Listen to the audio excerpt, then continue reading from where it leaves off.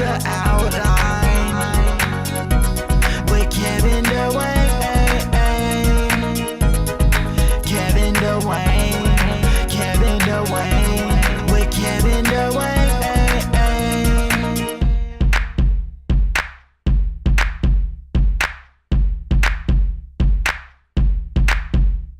Happy Wednesday. I'm Kevin Dwayne, and this is the Outline Podcast, your weekly discussion of what's trending in pop culture, the LGBT community, and a piece of encouragement for everyone. Hope you are enjoying your week, making it through. Lord knows they're getting all of their money at my 9 to 5. Let me tell you, like, I'm backing up somebody this week, and I've not done my own work. I'm so busy doing someone else's work and projects that my shit is just falling to the wayside. I'm just like, whatever, I'll do it for the team, but just know there's a limit to this shit. So I'm trying to get to the weekend, but still grateful, still enjoying life, still living my best life nonetheless. Last week's show was pre-recorded, so I didn't get to update you guys on what's going on with me. So a year and a half ago on the show, I talked about the growth on my head. It was called a lipoma. I spoke about going to a doctor and having them tell me that they couldn't remove it, and they sent me to like all these dermatologists, and I kept going. It got to the point that I was going from doctor to doctor and having them tell me that they couldn't remove it because it was on my head and I needed to go to a plastic surgeon. And I was getting so sick and tired of paying co-pays and wasting this money for people to tell me they couldn't do shit. Ain't that a bitch? Like, I understand paying for time because as a photographer, to book me, there is a booking fee. I get it. But shit, these doctors will charge you. You pay the copay. You fill out the paperwork, you wait, they'll walk in the fucking room and say, oh, I can't do anything about that, goodbye. And then you'll get a bill for like $75 and be like, what the fuck? Like, you charged me and you did nothing. You did absolutely nothing. Like, I get the hustle and I kind of respect it, but I don't have the coin to just be giving y'all money for nothing, but whatever. So it got to a point where I couldn't find someone to get the lipoma removed. So I kind of just said, fuck it for a while, and I just let it be. For the most part, people would notice it but wouldn't say anything, but I could tell because when I was talking to them, they would you can see their eyes looking at it, but they didn't want to be rude and say anything. But that's just some people. Some people were flat out rude and was like, what happened to your head? Who hit you? What is that? And then I would then retort with, oh, it's a tumor. And they're like, oh my God, I'm so sorry. I didn't mean to say that. And I'd be like, it's benign though. Calm the fuck down. But I talked about this a while ago, and I remember being upset the day I recorded it because I was feeling kind of discouraged. I was like, damn, I really want to get this removed. But then as soon as I heard plastic surgeon, I was like, how much is that gonna fucking cost? Like shit. Like I've never heard of a affordable plastic surgeon, you know what I mean? So I kind of let it be for a while and just tried my best to, I guess, ignore it. And I did. It really didn't affect my confidence per se. Like I didn't let it, I mean, it damn sure didn't slow down any dick, so I was good. But it was one of those things where it's like, I'm gonna have to eventually get this removed. So recently, and I mean recently, maybe even, not even a month ago. Yeah, about a month ago, I started thinking about it again one night before going to bed because I believe in manifesting things. And so before I go to bed, I think about my day. I think about my intentions for the next day and what I did for that day. And I do the same thing in the morning, like with meditation and stuff like that. I kid you not. It was like a Sunday night. And I remember it was a Sunday because I had to go to the office. Now, I telework. I think you guys know that I work remotely from home, which is a great benefit to doing everything else that I need to do with my life. It's a great balance of everything. So it was a Sunday night, and it was before I had to go to the office for 3 goddamn weeks for this training. I was over it, didn't want to go, but I was whatever. I was laying up in my bed and I was like, okay, I need to start thinking about getting this thing removed again. Lately, I've been having these visions of me being on television. And it's just like nagging the fuck out of me. I really feel like something's gonna happen where I'm gonna be on TV, and I damn sure don't want this goddamn nodule on my head because I don't want to give anybody a reason to like try to go in on me on Twitter or some shit like that. I was just like, I just had this feeling like something's gonna happen or an opportunity is going to arrive where I'm going to need this removed. I had a situation like that before in the past. If you guys have seen on Facebook or whatever, I do some hair modeling for this company called Dr. Fill-In. And we're doing a shoot and the photographer pointed it out and it made me feel like it was awkward for me because he was taking my pictures and they already had did the makeup and all that shit, and then he was like, oh, we need to do something about the spot on his head. I'm having a hard time working around that because it's catching light.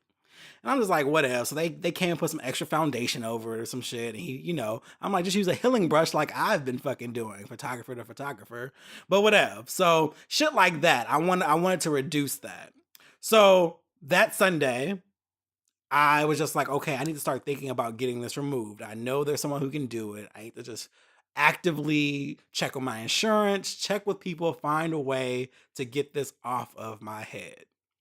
So fast forward to the very next day. I'm in the office for this training that I don't want to fucking do. We're about 2 hours in, and then I have to go to the restroom. So I go to the restroom. I run into, I guess, a colleague. We never actually worked directly together, but we're in the same office.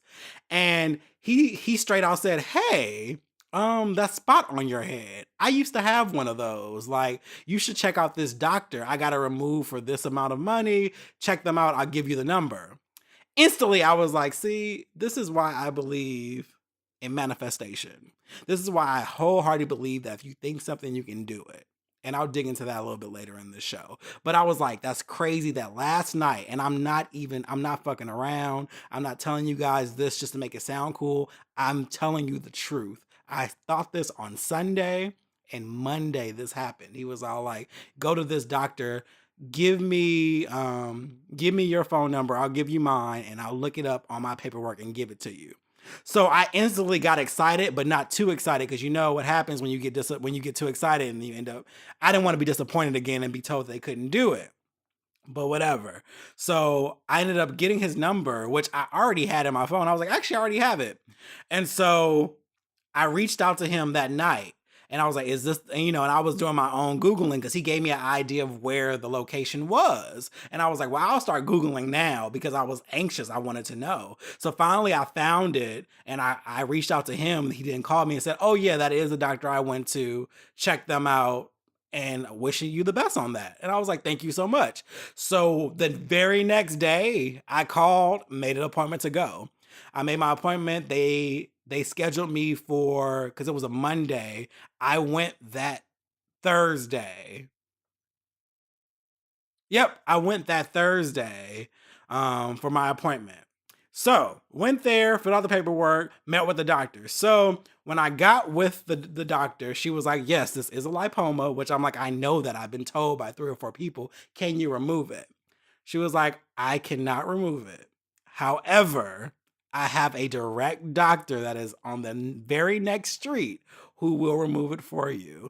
It's just because of where it is, you have to make sure it's done right. I was like, yes, I've heard that over and over again. She was like, but listen, you won't have to fill out anything else. We're going to forward your stuff over to the surgeon's office and they will handle it for you. So when I got to the parking lot, I called the surgeon. They were like, oh, they already sent your stuff over. Let's go ahead and schedule a date for you to come in for consultation. I'm like, okay, cool. She was like, if everything checks out with your insurance and everything checks out and you're, with all that stuff, we can probably do it on the spot. I was like, okay, cool. So now it's like a week later, I go to the surgeon's office. It's a plastic surgeon because it's on my face. I'm like, oh, shout out to me getting plastic surgery. Ooh, but yeah. Side note, Charles, who's been on the show, my best friend, he was telling me, he was like, okay, so now from now on, we play Never Have I Ever. I'm gonna say I've never had plastic surgery just so I can fuck you up. I'm like, whatever, nigga, whatever. But anyway, so I went the following week. And so the guy was like, oh, I specialize in these. He's like, yeah, I can totally get that removed for you. This is what you'll need. You need to get this prescription. You need to get this, blah, blah, blah, blah. He's like, but we need to schedule it. And so part of me is like, cool. Now, part of me wanted them to pull it out right then and there. I've had this on my head for 4 years. It started growing in 2014. So it started out really, really small and it got really, really big over time. Some people say they never noticed it. God bless you all for not noticing it, but I noticed it and other people have noticed it. But shout out to you for making me feel better about it. But it started growing. So he was like, I specialize in them, but we got to schedule you to come back to get it done because we want to make sure that everything checks out, you know? Cool. So I went to schedule it and they were like, oh, well, the next date we have is like in 3 weeks. I was going to LA the following week, so I didn't really want to be bandaged up anyway. So I was like, okay, I'll be patient and I'll wait until I get back to get this done. So I scheduled it for the date was May 8th at 1:15 p.m. And when I tell you, when they gave me that date, I couldn't get it out of my head. I just wanted to get to the date and get this thing removed. Like I was like, oh, I cannot wait. Like I was counting down. I was on vacation trying to be done with vacation just so I could get this damn surgery done and get this removed. That's how much I was ready to get it done. So May 8th came and that's May 7th, let's give you the day before, I went to the store to get everything I needed. They give you a list of things like, oh, pick up your prescription. He prescribed me Percocets, which I was like, oh, okay, you give me the big shit. This is about to be interesting. And then went and got my prescription, went and got wound care kits, hydrogen peroxide, Band-Aids. You needed like what's it called? Aquaphor? Or like the it's like Vaseline pretty much, like a lubricating thing. Ice packs. What else did I get? Food, because I needed to eat and stuff like that. The whole thing was, it was gonna take 5 to 7 days of healing. So I just want to make sure I was prepared. So I got everything on that Monday. So Tuesday, I did a little bit of work from home and then I drove myself. It was outpatient. I called, people actually asked me. So shout out to Wabi, Jasmine, Brandon. A few people were like, hey, do you need me to take you? And I'm like, I think I'm good. It's outpatient. They're just going to numb me. If they put me under like anesthesia, that I wouldn't be able to drive. But because they were just numbing the area, I was fine to drive. So I went ahead and said, I'll do it myself. But if I need you all, I'll let you know. So thank you all for caring. So I did some work. I drove there. I was there like early as fuck. It was like 12:45, but they took me, as soon as I got there, they took me to the back room. This is where everything kind of became real for me. I've never had surgery before. The only thing I've had done is like dental work, like I had like a root canal, stuff like that. So I'm familiar with like, being numb and having things done and stuff like that. But I've never had my skin cut open or anything like that. And I also was like, okay, this is my head. This is like, top of my brain, not my brain, but it's my head. Like, so I'm like, okay, the room was really, really cold. But I was like, okay, cool. And then all of a sudden I'm like, oh shit, I'm really about to get this done. And so I just started kind of just breathing. That's the whole thing. I just started breathing. Like I was like anxious to just get it over and done with, but also just remaining positive. Like this is going to go well. We're going to be fine. It's going to be cool. So they're talking to me like, do you want a blanket? And I was like, oh no, I'm good. And she was like, are you sure? I'm like, yeah, I'm sure. I don't need one. And then she asked me a third time and I was like, okay, cool. Bring me the blanket. I'm glad she brought me the blanket because it was comfortable as fuck. But she brought me the blanket. And so she's like, all right, we're going to begin numbing you, because they already did their measurements and stuff. And so she started, she got this big ass needle out and I wasn't even looking at her get the needle. I knew what the game was. When I tell you that goddamn needle, I hate that shit. I don't have a issue with needles per se. Like I'm cool with it on any other part of my body except my ass and like anything that deals with like bone. Like I'm usually cool with like getting my blood taken and all that kind of shit. Not a problem. But the way she was positioning it into my head, it was a different kind of pinch that I just didn't want to endure for a long time. And the thing about the numbing solution, whatever the shit's called, I just know it's pink, they have to keep doing it in multiple areas to make sure that all of that is numb, because, that scalpel will take you the fuck out. So she just kept going in circles, sticking me with this goddamn needle. I said, hey girl, how many more times you gonna poke me with this shit? She was like, until you can't feel it anymore. I'm like, ain't this a bitch? So she's just poking and poking and poking and poking and poking. Finally, she stops for a little bit. And I do feel it kind of setting in and feeling myself getting a little numb. But here's what's interesting though. I was kind of touching it and I was like, okay, this part feels numb, but I know it's on the right side of the lipoma. I'm like, I feel like we need a little bit more on this side. She was like, do you feel like, so she can't, another nurse came over because there were like 4 people in the room, which I was like, y'all better be efficient in this bitch. There were 4 people in the room. So it was 3 nurses and the actual surgeon. And so the other nurse came on and she was just like, can you feel this? And I was like, I can feel that. She's like, okay, well, I need to numb you on this side too. So she continued numbing me. This made me a little bit nervous, a little bit, because I'm like, well, I don't know what part he's going to cut into, but the fact that I can feel that made me feel like, oh shit, like y'all could fuck me up. But it was, I knew I could trust them, so I wasn't tripping because apparently I couldn't see it, but apparently when you're numb, they can see what parts are numb because you kind of go blue. And she was like, I can see where you are numb though. So, so she did the other side for my comfort. At that point, I couldn't feel shit. So he comes in, and so I'm wondering like what it's gonna be like because I've talked to other people who've had lipomas removed, and they were telling me, they heard like the tools and stuff, and it made them nervous. And I'm like, okay, whatever. But I've also had dental work. I know what it's like to feel like a goddamn hood of a car, and they're just working on you can't feel shit. So I was like, whatever. So he puts this tarp over my head. It's like a blue tarp. And it was the whole point to he was like, this is to keep you clean. Like, I don't want it to be a mess. And I also don't want you to, be worried about what's going on up here. So the tarp, they cut a small little hole that just covered the growth on my head. And all I could see was forward. And so at that point, he literally just started talking to me about work. He's like, oh, what type of work do you do? Like, he's talking to me this whole time. I feel like I'm getting my hair braided because all they're doing is jerking my head back and forth. And I can't feel anything. So I'm just looking forward at this blue tarp and I'm just talking to him about basic ass lame shit about photography and work and family life and where I'm from. And literally like 20 minutes later, he's like, all right, you're all done. I'm about to stitch you up. And that was that. So he ended up stitching me and they got this big ass bandage and wrapped it around my head. And that was all she wrote. I walked out and yeah, I can't, I brought my ass home and I laid down. They told me, they were like, okay, so anytime you deal with the muscles in the head, because the lipoma was above my eyebrows, it was on my forehead. They're like, anytime you deal with that, chances are you're going to swell up and you're probably going to get a black eye. You need to go home and lay down immediately with an ice pack. So I followed the orders. I came home, downloaded an audiobook. I listened to Charlemagne's book, Black Privilege, which I actually enjoyed a lot, by the way. He's a troll, but I get his story, and it makes a lot more sense when you hear it. So I lay my ass down with the ice pack, and I chilled. I was good for the most part without any, I took 2 extra strength Tylenols because the opiates or the Percocet made me nervous.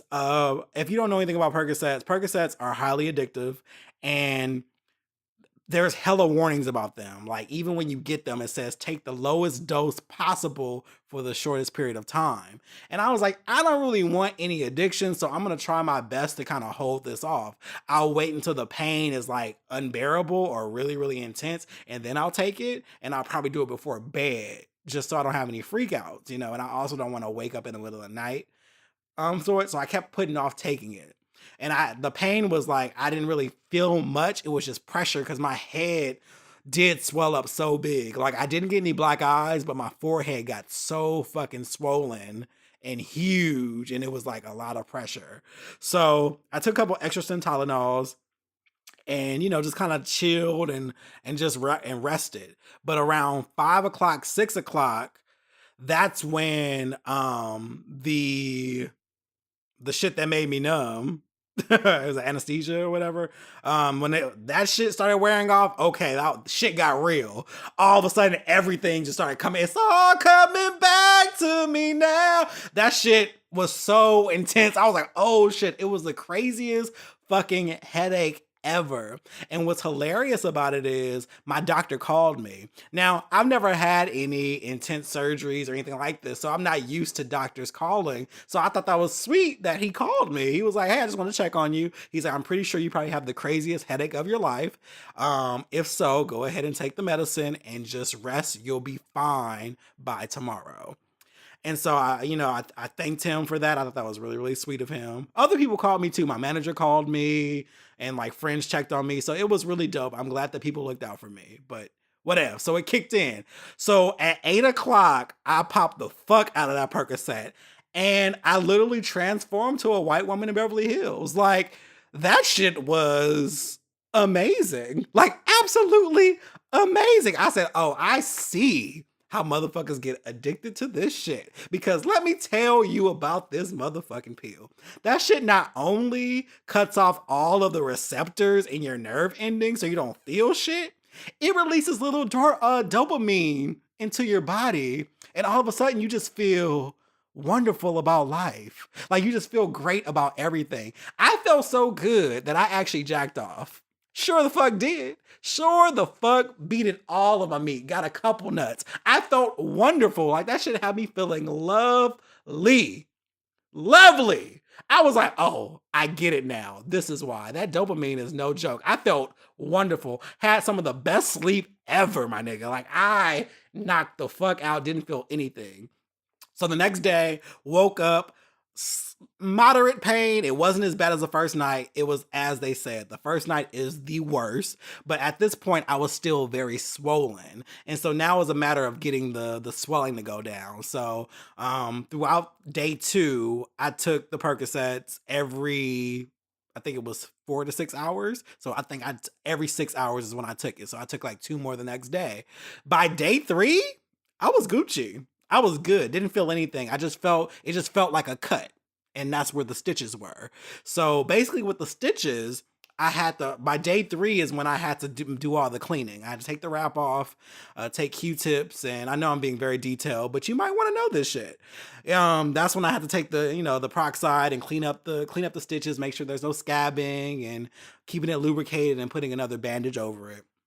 So I just felt that it takes 5 to 7 days for the top stitches to heal, which gets us to now. Right now, I'll say they're like at 95% healed, but there's still like a little corner, I think, that isn't done healing. But for the most part, it's pretty dope.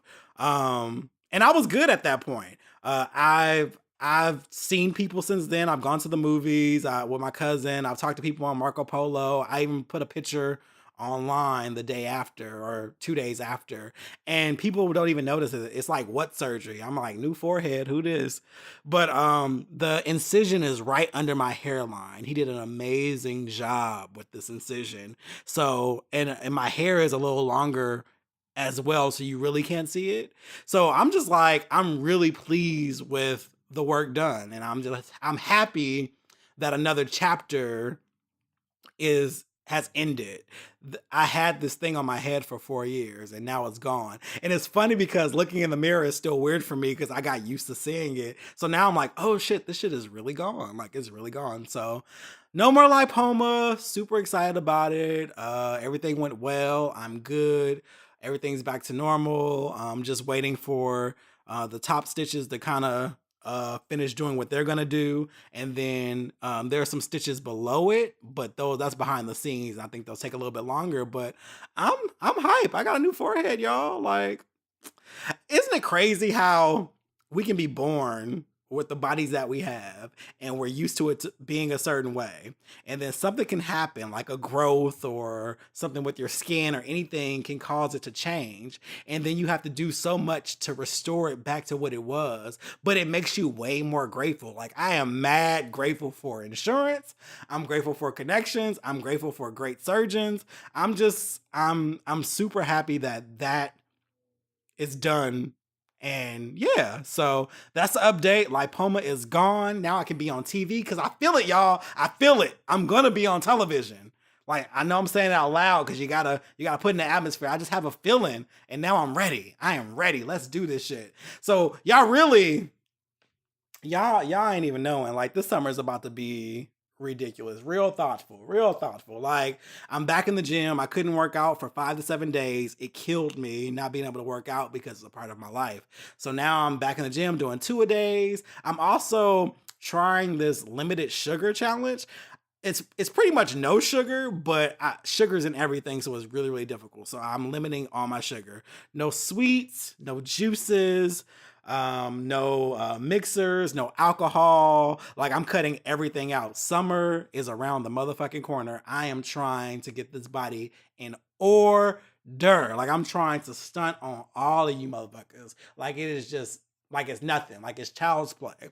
So trying that right now and just trying to keep up the work that I've started. It's about execution. That's what it's about. And that pushes me into something else I want to talk about. And it's just the idea of figuring out if you really, really want something, are you capable of doing what it takes to get it? I was talking to Brandon, who I really want to be on the podcast. I'll get him on the show eventually. If you watch me on YouTube, you saw him on there, but I really want him on the podcast with a little deep ass voice. But I was telling him about the me doing this no sugar challenge for myself. He was like, I'm trying to be like you. He's like, that no sugar thing is difficult. I say, that's true, but you know, the saying goes, to get stuff that you've never had or get something that you've never had, you have to do things that you've never done. And I'm learning that to be very, very true. Like, you guys have seen it with me. Like I told you at the top of this year is all about execution. And I truly believe if I can appraise myself, I've stuck to that. I've been executing. I've been doing what I wanted to do, and it's yielding great results. So what I've been thinking about is I have a lot of people who now ask me questions about, like, okay, can you tell me more about veganism? Can you tell me more about intermittent fasting? Tell me more about yoga. Tell me more about weight loss. Tell me more about podcasting. Tell me more about all these things that I'm doing because they see me doing them. And I have no problem giving advice and telling people stuff. But what I do have an issue with is people who don't listen and who don't execute themselves.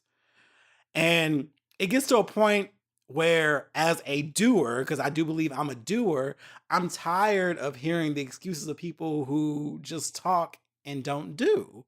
And that leads me to ask you this question and ask myself too, because there's still things that I haven't done that I want to do. The question is, do you really want it?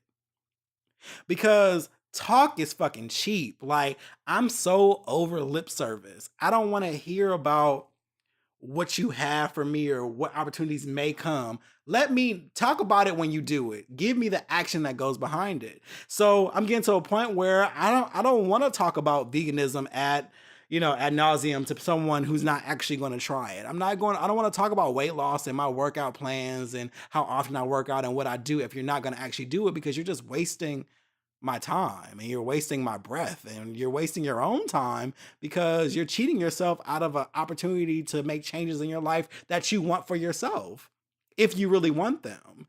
And it just gets to a place where you're just all like, think about any goal that you have, any desire that you want.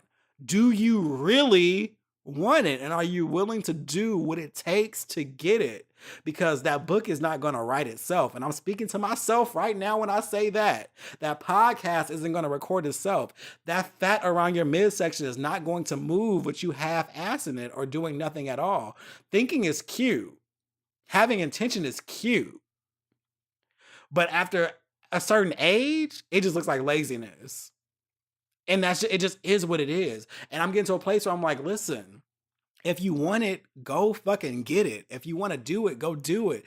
Do whatever you have to do to get your chakras aligned, manifest, whatever. Do what you have to do to get the shit done. But stop making excuses and stop wasting people's time who are actually out there doing it. Get some shit done. There's so many hours in a day.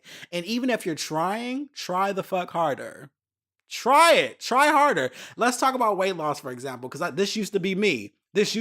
So I'm definitely not pointing fingers, but I just want you all to hear me and hear me good. Let's say you say, I want this type of body. This is the body I want. I want this 6-pack. I want a chiseled body. I want this. Well, let me tell you something. You going to the gym and hopping on the treadmill for 30 minutes is not going to get you that body. It's just not. I need you to stop lying to yourself and stop wasting your fucking time. Look deeper, dig deeper, come up with a plan that's actually going to work. Talk to people who actually have the body that you want and talk to them about what they do, and come to the realization that you're going to have to do something similar to what they do. Not the exact, but something similar. For example, weight training. There's people I know men, women, whatever, who they will not go near a weight room whatsoever. I used to be that person. I didn't want to deal with weights, but my body didn't start changing until I started fucking with those weights, because you need resistance training. Now, I'm not here to give you fitness advice. I'm here to talk about a basic principle.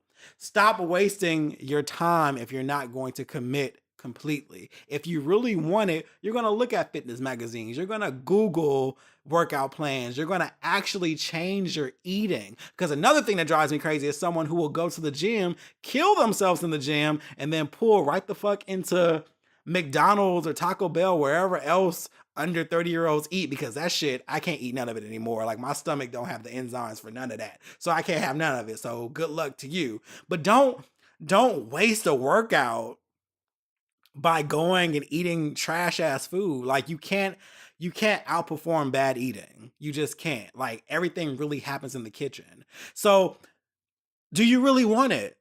Do you really want it? Go get it. Like, if you want to have a website where you write or you style, you need to start small somewhere. And I'm not saying don't start at all. Like, that's another thing about the treadmill. I'm not shaming you for going. At least you're starting somewhere. But you have to add more to it. You can't stay stagnant. It's a forever evolving process. One thing I've learned about weightlifting in the last, I think it's been 14, 15 weeks that I've been lifting consistently, is that you always got to go up in that weight. And you get to a point you're like, God damn, like, this weight's getting heavier, but I have to keep challenging my body. You can't do the same shit and expect progress. Now, don't get me wrong. You can certainly lose weight with a steady routine. But depending on your goals, you might not get the look that you're going for, because there's a lot of, as they say, what they say, skinny fat people around there who lost a lot of weight, but they have no muscle definition and stuff like that. Once again, this is not about fitness, it's about principle, but this is the best example to use. But you got to up the ante sometimes. You start somewhere, but always make sure you're building and moving up, especially if you really want it. If you really want to hit a goal, you got to work towards it actively, progressively, and keep moving up that ladder if you really fucking want it. If you really don't want it and you kind of half-ass want it, shut the fuck up. Stop telling people about it. Stop talking about it. Stop even dreaming about it. Find something else that you will do and do that well. But if you really, really want to change in your life and you want to do something different, do something different.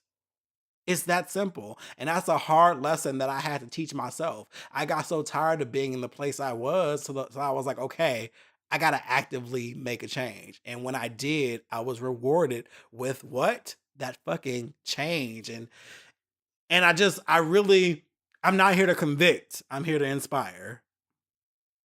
That's it. Like, if you really want it, go get it. But stop bullshitting yourself and stop bullshitting other people.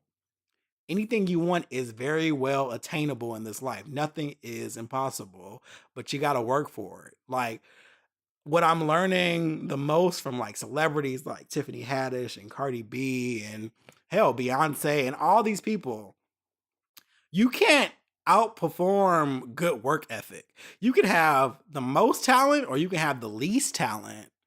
But if you work hard, you can achieve a lot of shit.